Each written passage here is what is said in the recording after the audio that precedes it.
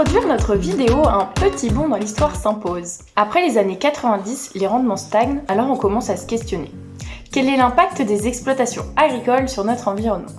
Dégradation et artificialisation du sol, une biodiversité qui s'effondre, des plantes plus fragiles, une dépendance aux énergies fossiles et l'épuisement des ressources. Mais ne vous en faites pas, nous avons une solution. Et oui, tu as raison, une des alternatives possibles pour limiter nos impacts sur notre environnement, c'est la permaculture.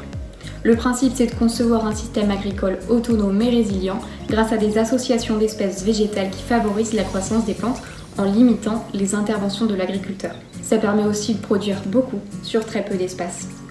Les 3 piliers de cette permaculture, c'est prendre soin de la nature, prendre soin de l'homme et pouvoir partager équitablement certaines ressources. Pour vous donner un exemple, la permaculture s'est inspirée des Aztèques avec l'association dite des 3 sœurs, le maïs, les haricots et les courges.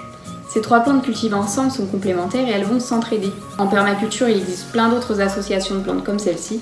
Maintenant, on va voir quels sont les atouts de la permaculture sur notre environnement. Le premier atout de la permaculture, c'est qu'elle limite son impact sur la biodiversité. Sa pratique s'efforce d'être la plus respectueuse possible, même si toute pratique agricole a une incidence. C'est pourquoi l'utilisation d'outils tels que la grelinette ou encore la campagnole sont privilégiés pour labourer. Ils permettent de préserver la biodiversité, comme les vers ou encore les micro-organismes présents dans la terre. Il faut savoir que la permaculture fonctionne en 5 zones différentes. Il s'agit de 5 rayons autour de l'habitation, où la présence de l'homme est graduée. Le premier nécessite une présence à fréquence rapprochée, tandis que le 5e est le plus sauvage, où aucune intervention n'est effectuée. Venez, on va en savoir un peu plus sur le lancement d'une exploitation. On va prendre comme exemple les petits jardins du Marais. Comme l'adage le dit, il faut apprendre à marcher avant de courir. C'est pour ça que Marie et Hugues ont exploité seulement 10% de leur jardin d'1 hectare la première année.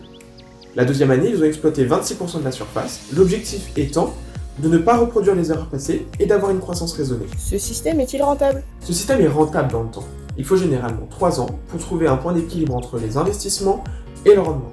Mais quels sont les investissements à réaliser pour une telle démarche ? Il faut investir intelligemment. Le premier investissement est d'abord l'achat du terrain. Ce choix est primordial dans la production. Il faut l'observer, le comprendre, l'analyser. Ensuite, 2 postes sont à prévoir, le système d'irrigation et l'achat de matériel comme les serres et les outils.